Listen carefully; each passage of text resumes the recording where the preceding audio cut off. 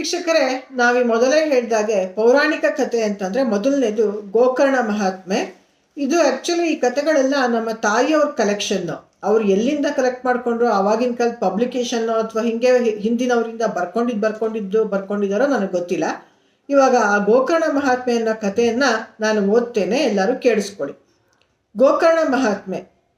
ಶಿವಸಾಂಬ ಶಿವಸಜ್ಞ ಶಿವಲಿಂಗ ಎತ್ತಿ ಪಾಪನಾಶನ ಮಹಾಬಲ ವಿಷ್ಣುಭರಿತ ಭೂಲೋಕದಿಂದ ಲಂಕೇಶ್ವರನೇ ಹೋಗಿ ನೀಲಕಂಠನೆ ಬಿಡದೆ ಭಜಿಸುತ್ತಿರಲಾಗಿ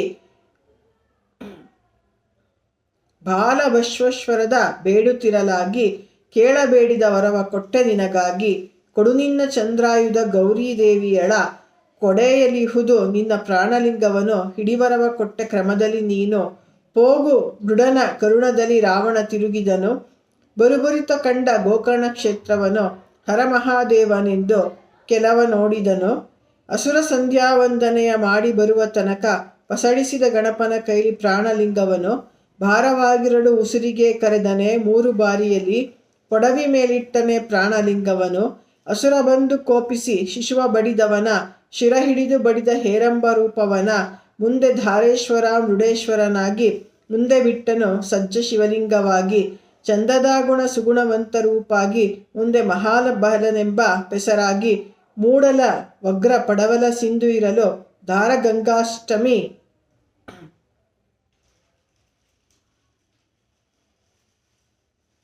ನದಿ ಹರಿಯುತ್ತಿರಲು ಜೋಡಿಸುವ ಶಬ್ದ ದಕ್ಷಿಣ ಭಾಗವಿರಲು ಶತಕಮಲ ಮಂತ್ರ ವಿಭೂತಿ ಪಟ್ಟೆ ಇರಲು ಜಯ ಜಯಿತು ಭೂವಲ್ಲಿ ಪಾದಲೋಚನೆ ಜಯ ಜಯಿತು ಪಾಲಿಸೈ ಪಾರ್ವತಿಯ ಪ್ರಿಯಧರನೆ ಜಯ ಜಯಿತು ಪಾಲಿಸೈ ಪಾರ್ವತಿಯ ಪ್ರಾಣವಲ್ಲಭನೆ ಜಯ ಜಯಿತು ಪಾಲಿಸೈ ಶಂಭೋ ಶಂಕರನೆ ಗೋಕರ್ಣ ಮಹಾತ್ಮೆ ಸಂಪೂರ್ಣಂ.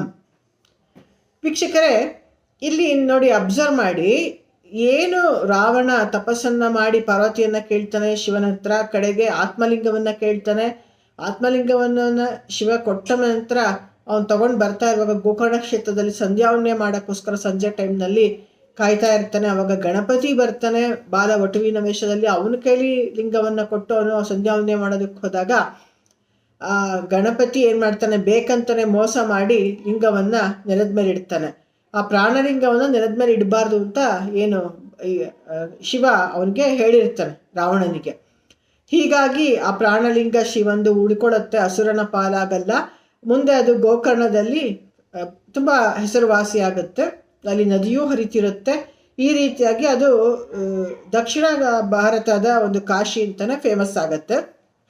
ಹೀಗೆ ಒಂದು ಗೋಕರ್ಣ ಸ್ಥಳ ಪುರಾಣ ಅಥವಾ ಗೋಕರ್ಣ ಮಹಾತ್ಮೆ ಅನ್ನೋದನ್ನು ಈ ಒಂದು ಕಥೆಯಲ್ಲಿ ನಾವು ಕಾಣಬಹುದು.